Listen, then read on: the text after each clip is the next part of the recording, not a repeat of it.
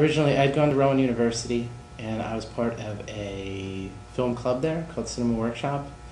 And it was like a bunch of people that got together, pitched ideas, workshopped them until we felt that they were at the point where they could or should be made, and then we did them.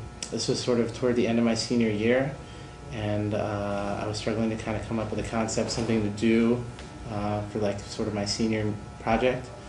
And a couple friends of mine and I were living we rented out like the upper floor of a house just off campus, and one night we were sleeping, and all of our beds, kind of the heads of the beds were at one wall, and just beyond the beds was a doorway to the attic.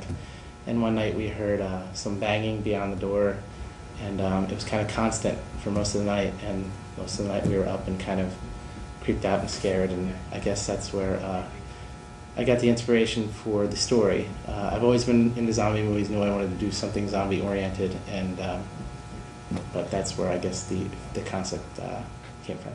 I always kind of knew that I wanted to pursue filmmaking. When I was in high school, it wasn't, I didn't struggle to, decide on what I wanted to pursue in college.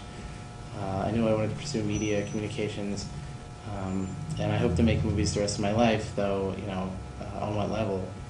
Dead Tired wasn't my senior project. I kind of wrote it toward the end of my senior year, but didn't end up shooting it for another 2 years. Shot it once I was out. It was my first film outside of school. I shot on 16mm, and kind of the biggest, most expensive movie I've done to date. I've done a few more, but shot on video, so it was definitely a fun experience. I'm a big fan of movies. Definitely a horror aficionado. That's the genre that I sort of always, move toward, and I don't know why. I don't set out to write horror, but whenever I come up with an idea, it just seems to be horror-oriented. My job, I'm a teacher. I teach high school English and I teach film.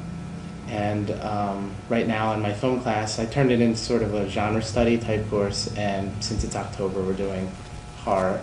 And I've kind of showed them the progression of horror throughout the decades.